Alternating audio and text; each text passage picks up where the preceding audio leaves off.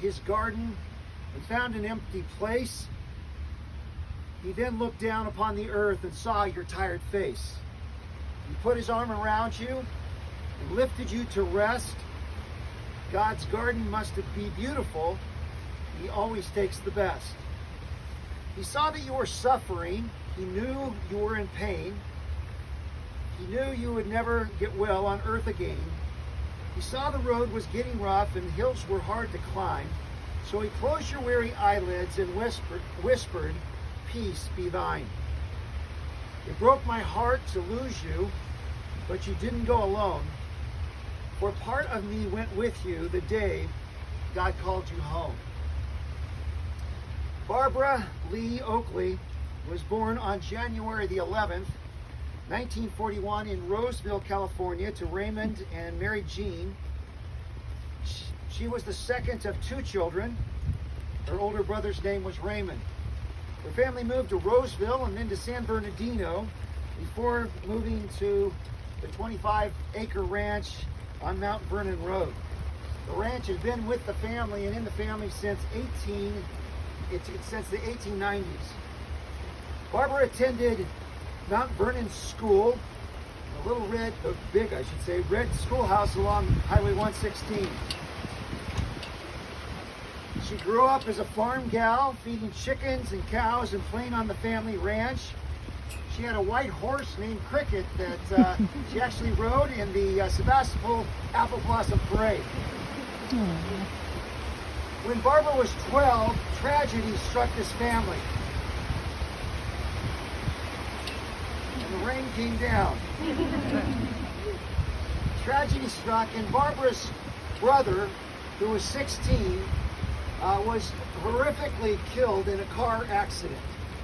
And this was a particularly difficult time because not only did Barbara's mom and dad not know exactly how to process pain and grief, but Barbara, as a 12-year-old girl, didn't either. And that event shaped her life. Barbara attended Anley High School and later graduated in 1958. A year later, she married Donald Oakley, and the couple set up their home there on the ranch. God blessed Donald and Barbara with two children.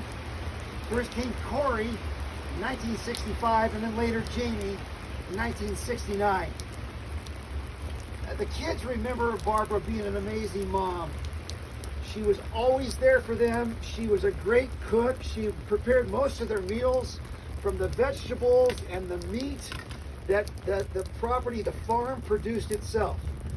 They told me yesterday that Barbara Oakley was organic before organic was organic. That's how you raise families back in those days. Mm-hmm. She did whatever was necessary for her family and sacrificed over and over again for her kids and for her family. As the kids got involved in school, she was volunteering for everything. In time, she would volunteer, became a volunteer aide, later a paid aide, and then later a secretary at Gravenstein Elementary School. She would work over 40 years for Gravenstein School. But she also had other part-time jobs, second jobs, if you will, that supplemented income and whatnot. She worked for the pencil factory. How many of you guys remember the pencil factory? You guys are the old ones. And she also worked for Bazzignani Nursery and was involved in working with the plants and loved being involved with that as well.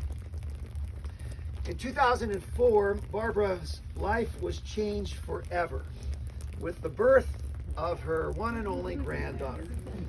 And she forged this very loving bond and relationship with Allison that really enriched her life and meant so much to her.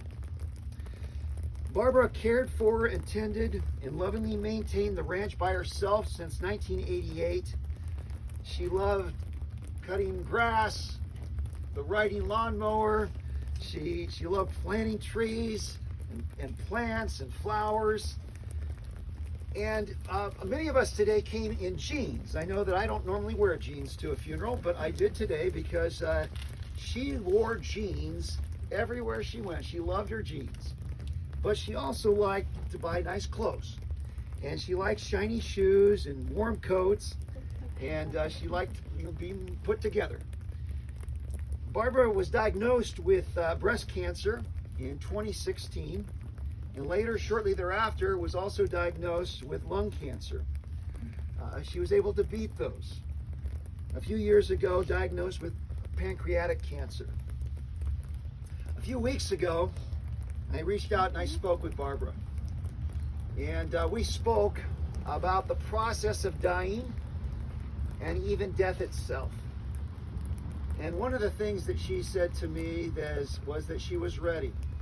She talked about the fact that she had placed her faith in Jesus Christ. She believed that she was a sinner and that Jesus had died on the cross for her sins and rose from the dead. And she said, I'm ready to meet him. She was still fighting. She still wanted to fight this thing as long as she could. But that was her own words to me. I spoke with the kids, and Corey mentioned, he says, one of the things I'm going to miss most are just those conversations with Mom.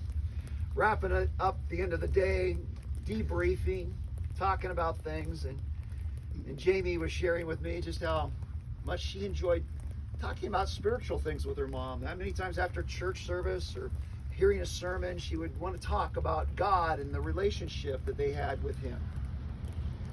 On March the 2nd, 2021, while at her home, in view of the lush green pasture, the blooming spring flowers, happy birds and wildlife, Barbara went home to be with her Lord and Savior. She's going to be greatly missed. She's survived by her son Corey, her daughter Jamie, her granddaughter Allison, and her mini donkey Dakota. And right now I'm going to ask Corey to come and share a few things.